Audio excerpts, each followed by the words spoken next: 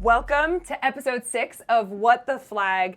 I don't know about y'all, but my feet are still tired from dancing all night long at your wedding. I feel like people have not seen the ring enough. I know you've really been so discreet with it lately. You've not wanted to show anybody. So, I mean, is this the normal how you greet people now? With your hand in your face? Yeah, I mean, all of a sudden I'm becoming left-handed. So everything I do. Normally it's where I have, oh, hello. Nice to meet you. Well, when I'm at work, like my hand goes up like, oh, what's that sparkly thing over there? This is my ring. It has to be done. Yeah, it's great. It's great. So he's still not used to his though. He keeps saying that it feels funny. He does this a lot. It just grabs the air, yeah, like a little stress ball. I've got a ring on. I was like, yeah, just wear it. Look, yeah, we're twins. Look, twins. Winning is winning. It is. I love it. Well, I know things have been busy since we kind of all got together last. We have done I don't want to call it influencer, but we've partaken in a new to flag kind of influencer event with Hannah Frankson, Peloton instructor. She is such a ball of energy. I mean, like you get around her and you just are so enthused to do anything, except I will not get on a spin bike. I've never done spinning or anything like that. Spinning is great. It's really, really good. It's not. Lies. The only thing that's like, I don't know if I can say this on a podcast, like, it hurts your butt. I think that's pretty straightforward. It is really bad. So you'll do it and you'll be like, yeah, like this is the best time of life. The next day you're like, we're like cowboy.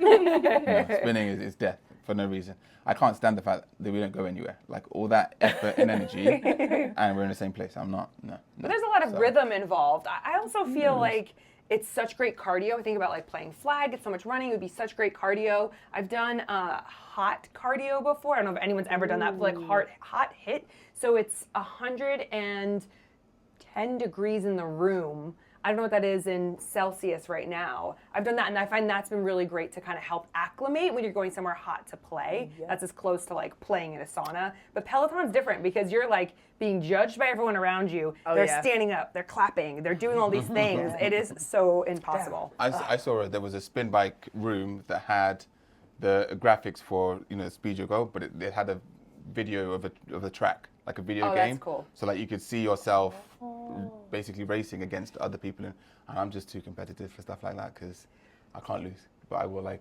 But then surely you're exactly the market they want then. Yeah. You'll be like, I can't lose. Rob. Sorry, Rob.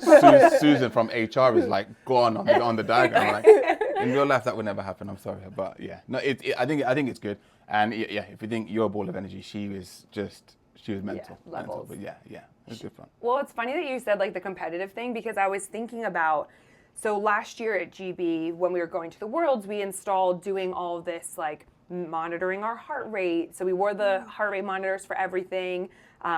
We recorded our RPE every day. We had to, sleep every morning. We had to do a jump test on each leg to see the fatigue over each individual leg throughout the week. RPE? RPE, so like your rate of perceived exertion. So basically that scale of 1 to 10. Hey, how do you feel after this game? You might say it was 6 because it was easy. You didn't exert yourself that much, anything like that. Although shout out to our poor physio or I guess nutritionalist, sports scientist, James. We had just played Japan and had gotten it was a terrible game. Like we were seconds away and like everyone's upset because it kicked us out of the semis. And he just comes over and he's like, just please fill out your RPE, guys. You're like, timing, James. No. Reel it in, buddy. Reel it in. But you talk about competitiveness. They send you graphs and everything afterwards to see like what the team does, but then how you compare to the team. Yeah. Oh my gosh. I'm like, I'm a center. So really all I do within our playbook is do a shoot left or a dart, some people call it. So I'm left, right. So it looks like I'm running nowhere. Everyone else is like miles on top of me. And I'm just like, pew, pew, pew, sideways, sideways, sideways. And then we had only recently at our trials, we did something called a Bronco test. Have you guys ever done that before? I'm not doing it. I know what it is. I'm not doing it. I would agree with that statement. Well, I have never had to do one before. I've done the kind of bleep tests before. Yeah. The Bronco test for all those is you do 5 consecutive sets, and it is like 60 yards out and back, 40 yards out and back, 20 yards out and back, 5 times in a row, as fast as you can. I was dead. Like So breathing is there is a not break in real. between? No, I'm No, saying it's no, consecutive. it's as So fast you have as to you do it can. as fast as possible. I think I did it in 5:49. Challenge. And the youngest person did it in 5:33. So, and she was like 17. So I'm like, all right. 35. But Someone out there, let's know your Bronco times, because Yeah. what 5? the 5:49 and 5:33 was the quickest. But I'll be honest, it's one of those things that you have to train for Massively. because within like tackle you've got a whole field, and so you are pacing yourself in a certain way, but like it's explosive and then you stop. That consecutive running, how rugby players do it, I have no idea. I was going to say, the reason I found out about it was because there was a random guy who came up on social media who was doing it because he wanted to be asked to trials for the All Blacks. Really? So he Okay. basically like recorded himself for like 3 months. He started basically from scratch, like he'd never done it before, and must have been tagging them every day and then like, oh, like, can you invite me to trials? Can you invite me to trials? And they eventually responded, was like, if you get under this time, we'll I get need to someone know to the time. contact. We'll get we'll Yeah. get someone to contact you. So we'll have to have a look and If see you- what he if can you do. do it. Honestly. I love that. That's No, so I think it's cool. great having something, a means of challenging yourself and having something to work towards or kind of go against, because I think it can really bring the best out of a lot of athletes. So I think that's a great means of testing and finding where you're at, against others. Always Yeah, and we're in a place within flag football that there's not really much data at all on who are our flag football athletes. Like we have a pretty good idea now on terms of what our tackle athletes look like, and whether you're talking about weight, height, because it's so varied. So back at the European Championships in Limerick, all the teams arrived and you immediately went into testing. It was all like your skin fold test, height, weight. They literally were measuring pretty much every part of you to kind of average them all together and see what the average flag makeup player of a makeup flag, is, yeah. because there's just no data on anything That was like IFAF that. that coordinated. Yep, it. Yeah, IFAF yeah. coordinated that. So it'll be so interesting down the road to see what any of that looks like, and like creating almost like an AI prototype of what the perfect flag football athlete But looks I like. think with flag still being so new as well, no one really knows what the ideal flag team is made up of in terms of, is it gonna, and I've got lots of theories on this, but is it gonna go down the basketball route where everyone is 6'1", 6'2", plus long limbs, not necessarily like fast twitch, but quick, speed because of stride length and so on and so forth. Is it actually gonna go for the other way where it's a lot of Harlem Globetrotter type, shorter people that can, low center of gravity, able to twist and turn. And I think while people are still trying to work all of that out, it is a really exciting time because it opens up, the world for everyone to play flag. Yeah. Well, because we were talking the other day about how that kind of concept around sport is for everyone, and ultimately how this is opening up, like trials, things like that, open up for athletes from all different sports. Yeah, and I think football is a sport where American football is a sport where so many people want to join it. I think flag especially because it's new, it's shiny, and now there's obviously the appeal of the Olympics coming in. I think there's so many more people who want to try it, and I think because we don't yet have that sort of outline of what that perfect athlete looks like, I think it just opens it up for so many people to want to try it and want to get involved in it. Which I think is really, really exciting because I want to do it. Absolutely. I love that. And, at our trials, it was the first time really our head coach, Jack Reed, had come back over. We got a new DC and it's super exciting. And listening to his talk, one of the things he said is that as now GB is bumped up a ranking in the worlds. So for all of those who don't know, and we'll let Kenny kind of give you the more deeper conversation around it. But it's important that we're able to talk about the stuff that goes on within international football. I mean, I think we've got a great platform to be able to share information. And so, unfortunately, Team Spain have had to drop out of the World Games, which is incredibly disheartening. They were, for those who didn't know, one of the teams that were pretty much tied with USA in their game at halftime, which is huge, the only team to be able to do that. Unbelievable athletes, some of the athletes going to school in the States for university. And so their federation have pulled them out of the World Games. So what that does, it bumps everybody up. So Spain were in Great Britain's group along with Mexico and Japan. So now Italy has come into the picture. So that technically bumps up our world ranking. So we were 7th and now we bump up to 6th. So Ken, I'm going to kind of give you the floor here because I know this is obviously, as a coach of the women's team Spain, you know, this is heartbreaking. I think it's just exactly, it's just tragic. It's knowing the amount of hard work that went into, because at the highest level, there's no, you know, there's no, at the top 8, maybe 10 teams, the gaps between them are getting smaller and smaller. You know, the days of USA, Mexico kind of being almost untouchable are getting fewer and fewer. And you know, epitomized by that, the game against USA, it was 7-6 at half time to us as Spain.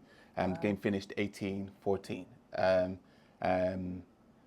But I think it's just, where do I start? The whole episode just leaves a really, it's not even sour, it's a bitter taste, you know, because I think there's you've said twice that unfortunately Spain have had to withdraw. I still don't agree with that. And from everything I know, I don't see why that had to be the case. What do you know? Well, I know, yeah. So just to give, and I think there are, outside of, I think the easiest way, because I still very much want to be a part of the team. I am still a part of the team. I still want the team to be successful because, as you said, it's a great set of players and a great coaching system. But the federation has really let us down. We went to Finland World Championships, and the aim, or the main aim, was to qualify for Chengdu for the World Games, because outside of the Olympics, which hasn't happened yet, this is the biggest stage in the world for flag football. There's no higher level. The World Championships aren't, you know, even because it's an exclusive group that got called up to it.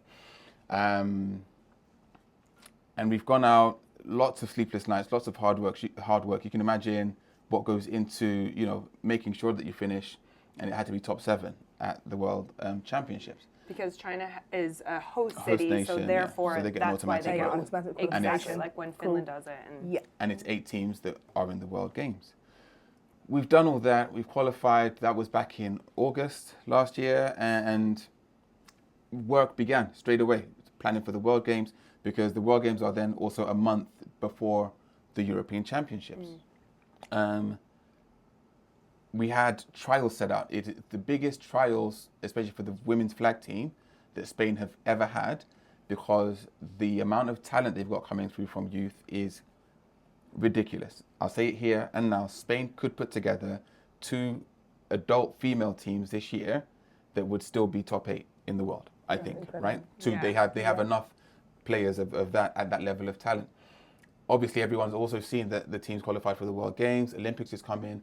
Everything is happening as it's supposed to be, because you're generating this wave of, this is a new sport. This is something that, you know, especially for the females, like we can really excel in and do well. So much so that we had to plan 2 trial days, one in Barcelona, one in Madrid, because of the number of players that were trying to trial at this, you know, for the team. Flown out to Barcelona, the worst day of weather I've had in Spain on that Saturday. Don't know what happened, but everyone was like, "Oh, you brought the British weather." Ha ha ha ha. But we got through that day. This is a serious talk. I know. Sorry. Did that day, and you know, the players have put themselves through. Like, they've really put themselves through the ringer to get through that day. Got on the train to Madrid. Woke up on the Sunday morning, bright and early, and I've got a message from, and this is the bit that is, for now, most appalling. I have a message from a Swiss coach, a coach from a Swiss team, who's heard news from a coach from the Italian team that says Spain's pulled out of the World Games. And it's like... Oh, so you've heard through the grapevine. This wasn't like someone called your personal phone. It wasn't. Wow. Crazy. And I read that. I literally, as in, I wake up on Saturday morning, and that message, And I sent him back and I said, oh, haha, rumor mill, type deal, whatever. It's because we're going to beat you. Haha. Yeah. I've gone down to breakfast, and some of the staff and players are there, and I'm kind of showing them in the look, because I detest the rumor mill. Like, I can't stand it. If you don't know someone said something with fact, don't repeat it. It doesn't.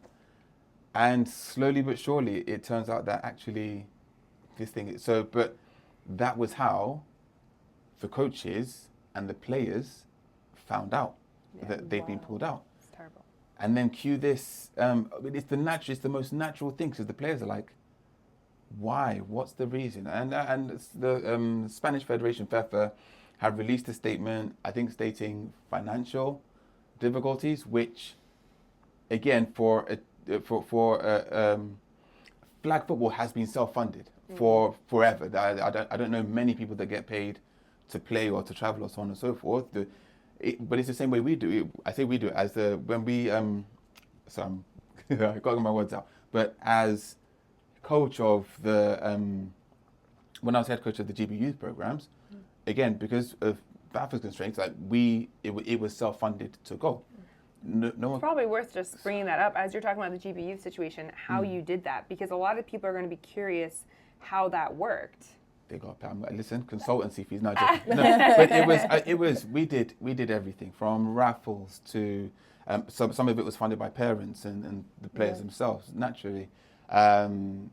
Contacting company, just trying every means we could to raise the fund, but we did it. 2 years straight, 3 teams to European Championships. So if the thing that is difficult to understand, all right, and I'm picking my words very carefully here, the thing that's difficult to understand is if it was financial difficulties, why was that not communicated with the team to say, hey, guys, we're super proud of you for achieving this amazing opportunity. We have this hurdle, because if it's a financial issue, that's all it is. It's a hurdle, and it can be surmounted. But actually what ends up happening is, as a statement of fact, without communicating with anyone on the team or the players, you go to IFAF and you pull the team out, right? I think everyone always has to pay. Like tackle, we all have to pay. Like it's minus money for everything. But then, I don't know if I'm jumping ahead of your story by asking this then. Obviously, flag's pretty new, the World Championships, a lot of it's self-funded.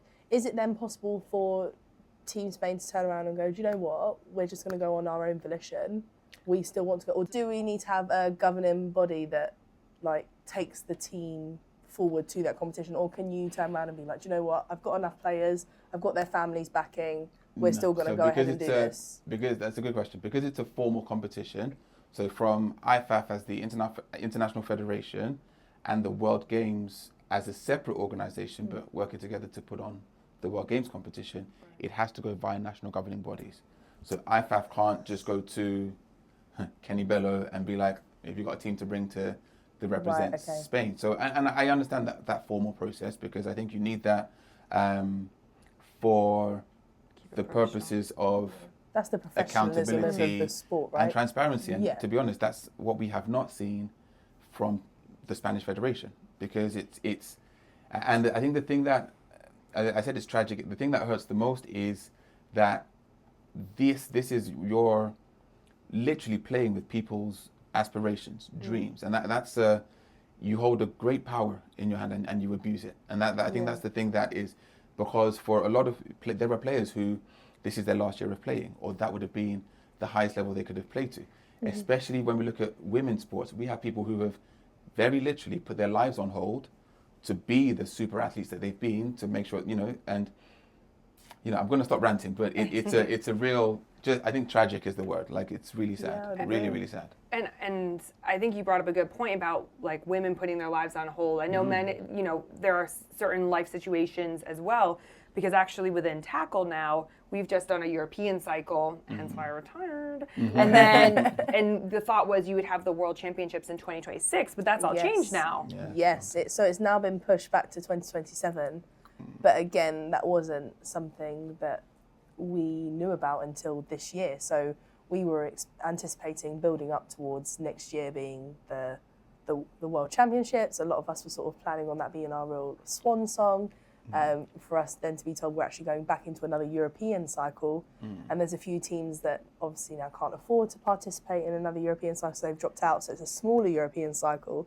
And then they've pushed Worlds back to 2027, and we still don't have a host country. So there's actually no guarantee that it's even going to run in 2027 either.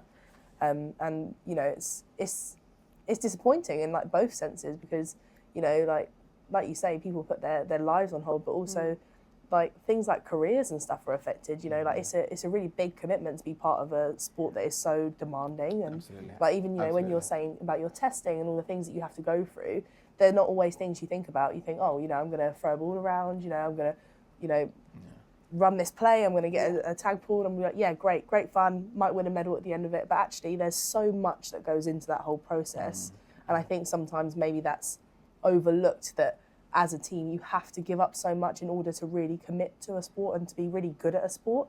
There's so much that you have to decide that actually that can wait for a year, or that can wait for 2 years. And then when they push things, or when you get withdrawn from things, you're like, well, I've already paused everything and I still really want to achieve that, but now I'm looking at maybe another 2-3 year gap until I can achieve that. So like, and what happens in those 2-3 years, exactly, because you know all the things you might have wanted to do.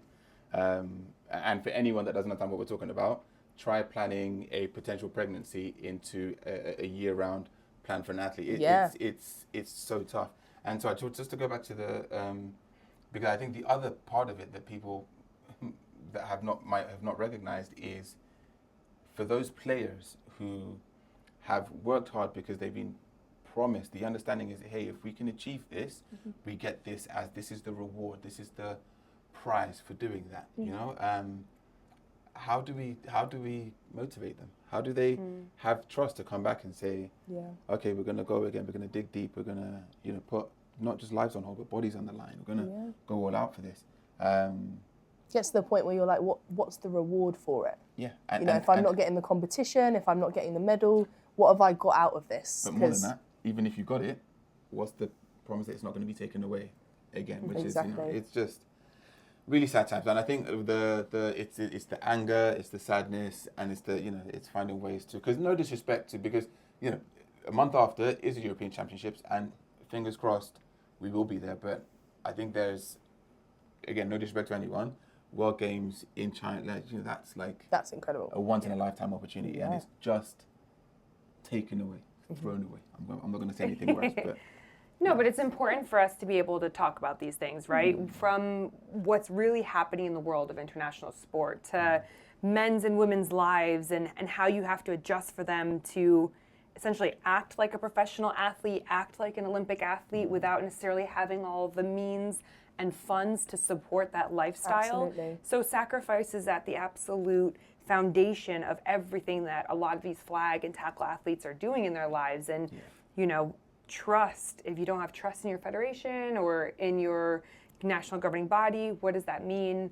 How do you continue to find ways to play and compete against the best ones out there? I think that's constantly a conversation around this. But sorry to interrupt. Can I just say I have to call them out, and you'll forgive me. But it was interesting that it was interesting that it also coincided with International Women's Day, because I have to call it, like, Monica, Olga, Chris, Laia, to name 4 of them in particular, are players on the Spanish team who have gone above and beyond to call out what they saw, you know, as wrongdoings from the federation, and I think they just need a lot of support in everything they're doing. So I had to call them out. No, we love them. They're amazing. Absolutely. We've been able to see their journey for a really long time now.